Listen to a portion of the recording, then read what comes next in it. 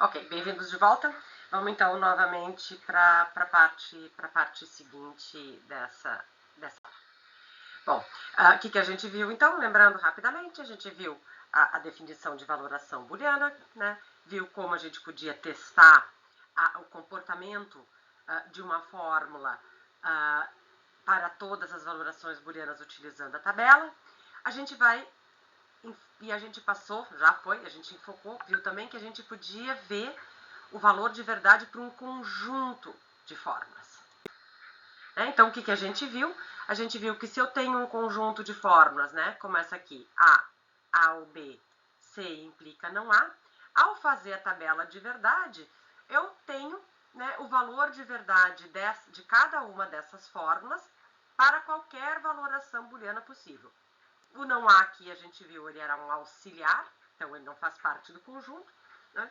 Como a gente sabe que cada linha da tabela especifica uma valoração booleana, e como a gente sabe que a tabela tem, se bem feita, tem todas as possibilidades de distribuição de V e F para as letras sentenciais, né? A gente tem o valor de verdade de todas as fórmulas desse conjunto para qualquer distribuição de valor de verdade para as letras sentenciais das fórmulas desse conjunto.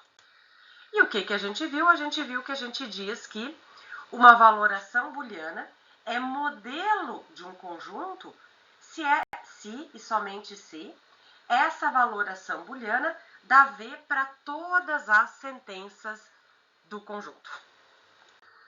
Então, nesse exemplo aqui que a gente tinha visto, né, esse aqui tinha uma única valoração booleana onde todas as fórmulas recebiam V, né? Então, eu tenho que aqui o A... O que está aparecendo? Aqui eu tenho que o A é verdadeiro, aqui eu tenho que o B ou C é verdadeiro, e eu tenho que o C implica não A é verdadeiro. Em todas as outras, pelo menos uma é falsa, mas poderia ter mais. É nesse exemplo que só tem um modelo. Bom, mas a gente encontrou, graças à tabela, né, uma valoração booleana que é modelo do conjunto. A primeira noção lógica de conjuntos que vai nos interessar é a de consistência.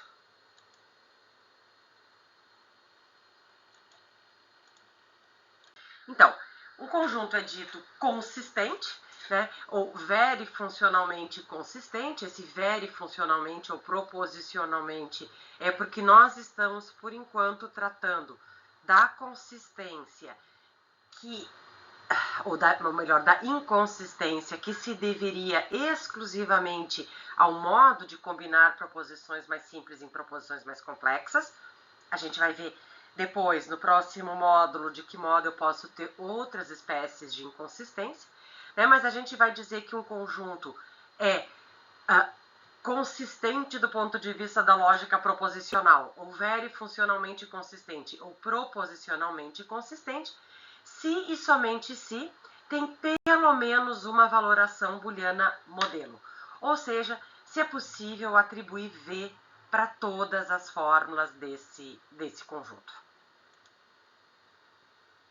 Vamos ver um outro exemplo, né? O exemplo anterior, a gente viu que ele tinha modelo, ele era consistente. Vamos ver o que acontece com esse aqui. Então, para ver se um conjunto é consistente ou não, basta a gente fazer a tabela de verdade, né? A e B é verdadeiro quando tanto A quanto o B são verdadeiros. Então, vai dar verdadeiro aqui, e vai dar falso em todos os demais, né? O não A, ele não pertence ao conjunto, mas se eu quiser, eu posso fazer ele, vamos botar um mais fraquinho aqui, eu posso fazer ele para teste, para ajudar, para teste não, para ajudar no C implica não A, então aqui eu teria F, F, F, F, aqui V, V, V, V, né? Bom, agora o que eu tenho? Primeira linha, CV não há F, aqui vai dar F, CF vai dar V, nem importa o resto, CV não há F, vai dar F, CF vai dar V. Nas últimas 4 linhas, o não há é V, então a gente sabe que vai dar tudo V. Bom, o que acontece? Esse conjunto, né, ele tem, de novo, por coincidência, mau exemplo, ele é consistente porque existe uma valoração booleana que atribui V para todas as fórmulas desse conjunto. A valoração que atribui para o A, V, para o B, V e para o C, F. Bom, vamos ver um outro exemplo. Né? Aqui o que vai nos interessar nesse exemplo é um conjunto que é formado pelo A, pelo C e D, e pelo D implica não A. Se eu quisesse ter poderia calcular aqui o não A como auxiliar. Eu não vou fazer porque eu acho que a gente pode pular etapas, mas façam como vocês se sentirem mais tranquilos. Tá? Bom, o que acontece? O C e D, os únicos casos que ele dá verdadeiro é onde tanto C quanto D são verdadeiros. Os demais casos a gente já sabe que vai dar falso. Tá? Bom, em seguida, vamos ver D implica não A. A gente sabe que quando o antecedente é falso, ele recebe V. Então, a gente pode botar V aqui. Vamos ver os demais casos onde o antecedente é verdadeiro. Quando o A é verdadeiro, o não A é falso. Então, eu teria verdadeiro do D com falso do não A, vai dar falso. A mesma coisa vai acontecer aqui. Aqui, na quinta linha, o A é falso, então o não A vai dar verdadeira, a implicação vai dar verdadeira, a mesma coisa aqui. Tá? Bom, se a gente olhar agora, eu não encontro nenhuma linha onde o A seja verdadeiro, o C e D seja verdadeiro e o A implica e o D implica não A seja verdadeiro. Né? Na primeira linha, a última é falsa. Na segunda linha, o C e D é falso. Na terceira linha, o C e D e o A implica e o D implica não A são falsos. Aqui, essa aqui é falsa. Aqui, o A é falso. Bom, a primeira sentença é falsa em todos os outros. Bom, isso significa que nós testamos todas as possíveis distribuições de valor de verdade para as letras sentenciais e nós não encontramos uma única situação na qual a gente consegue verificar todas as sentenças do conjunto. Por isso que a gente diz que ele é proposicionalmente ou verifuncionalmente inconsistente. Assim como no caso de teste de tautologia, a gente pode fazer um procedimento alternativo à tabela, que consiste, no caso, em tentar dar V para tudo. Se a gente conseguir dar V para todas as fórmulas do conjunto, pronto, a gente provou que ele é consistente, que é possível verificar todas as suas fórmulas conjuntamente. Caso contrário, a gente teria que justificar por que a gente não consegue. Né? Vamos ver como é que isso funcionaria, lembrando que vocês devem treinar a tabela de verdade e depois, né, tentar fazer um pouco desse sistema também. Tá? Mas lembrando que a tabela de verdade é o mais seguro. Nesse caso aqui, vamos ver o primeiro conjunto.